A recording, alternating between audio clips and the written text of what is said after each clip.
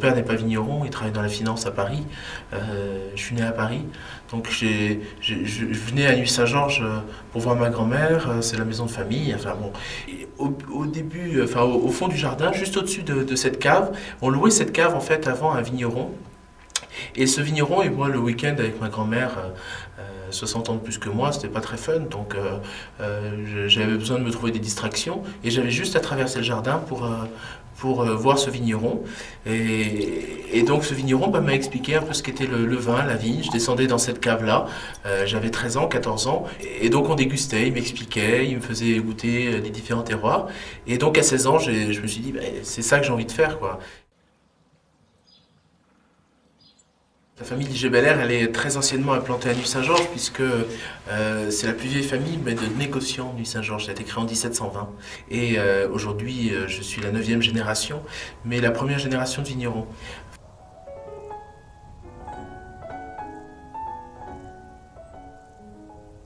C'est un métier qui nous permet de faire, d'être à la fois agriculteur, de travailler les sols, de travailler une plante, de produire un raisin, de le transformer et puis ensuite de l'élever et après de le vendre. Moi, il n'y a pas beaucoup de métiers que je connaisse dans lequel on peut être acteur de tous les éléments, je dirais, de la filière. Et ça, c'est assez passionnant. C'est pour ça que j'aime mon métier, d'une part, et c'est aussi pour ça parce que quand on est là, j'ai beaucoup de plaisir à être dans les vignes. La vigne a des besoins et pendant, je dirais, les 30 ou 40 dernières années, on a donné au sol ce dont la vigne avait besoin, sans jamais se poser la question du besoin du sol. On s'est posé la question du besoin de la vigne. Et pour moi, ça ne tient qu'à moi, mais je pense que c'est une réelle erreur. Sachant que si une usine, vous ne lui donnez pas de la matière première, elle ne pourra pas faire un produit fini.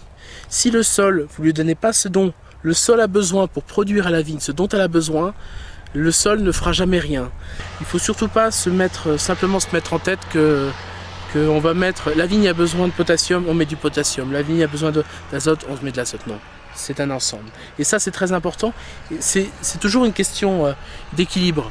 L'équilibre, c'est un tout, c'est le mot fédérateur en fait, qu'on doit avoir toujours en tête depuis vraiment ce sol-là jusqu'à ce qu'il y a dans le verre au final.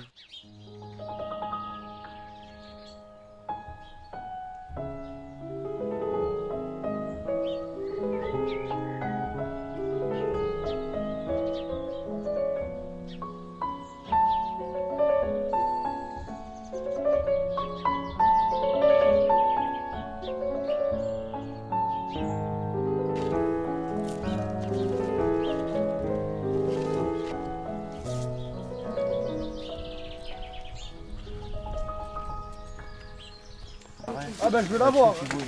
T'as dit que c'est du verdict ça. Donc là c'est vraiment le moment où tout se passe, où tout le résultat d'une année de travail est là. Donc c'est évidemment un moment très important parce que on est 25 coupeurs, ça coupe, le raisin est rentré. Je dirais que dans notre travail de toute l'année, c'est 80% de notre travail. La finalité, elle est là, c'est le raisin, la décision du moment venu, on décide de le couper. La base d'une bonne vinification, c'est avant goûter beaucoup les raisins.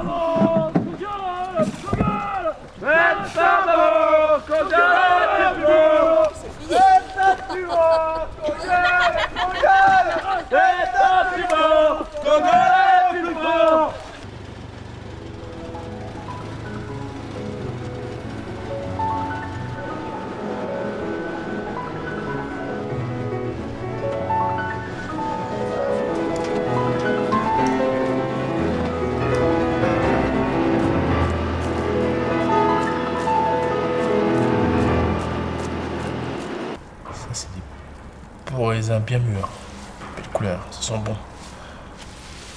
C'est nos bébés. C'est vrai que la vinification, c'est pas compliqué en fait. Je dirais que c'est un processus naturel. Tout simplement, la fermentation, c'est le sucre qui va se transformer en alcool. Et si nous, vinificateurs et éleveurs, on n'arrête pas à un moment donné ce processus-là, tout simplement en le privant d'oxygène, la mise en bouteille, cet alcool va se transformer en acide. On appelle aussi le vinaigre, acide acétique. Donc tout simplement, on va essayer d'aller jusqu'au bout, c'est-à-dire pas jusqu'au bout, justement, de faire en sorte que la vinification, tout simplement, cette transformation de sucre en alcool, puisse être la première étape, et ensuite l'élevage, et après à nous de décider à un moment donné où est-ce qu'on veut arrêter cette évolution. Et c'est quoi, toi, ta vision du vin et de la vinification? La vinification, le vin, effectivement, nous on intervient, on récolte le raisin, on le met dans la cuve. Le but c'est d'arriver à un produit fini, donc le vin. En fait, la culture biologique ou la biodynamie, en fait, c'est d'accompagner le raisin dans cette phase de transformation en intervenant le moins possible. Parce qu'on s'est rendu compte ces 30 dernières années que plus on intervenait sur les vinifications, plus on gommait les terroirs.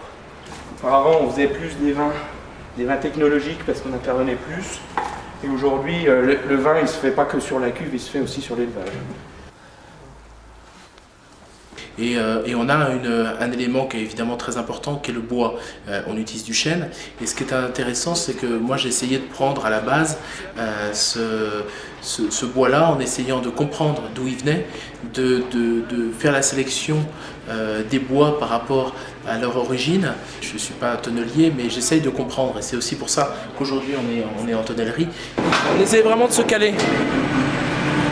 Pour essayer d'aller dans le plus juste. Alors après, évidemment, on n'est pas dans l'analyse, on n'est pas sur quelque chose de super précis. On est juste dans la vision. C'est pour ça que le tonnelier, c'est vraiment un métier d'artiste, parce qu'il y a ce côté où finalement ils sont la tête dedans tout le temps, et puis ils vont regarder, ils vont voir le fût, ils vont avoir l'œil.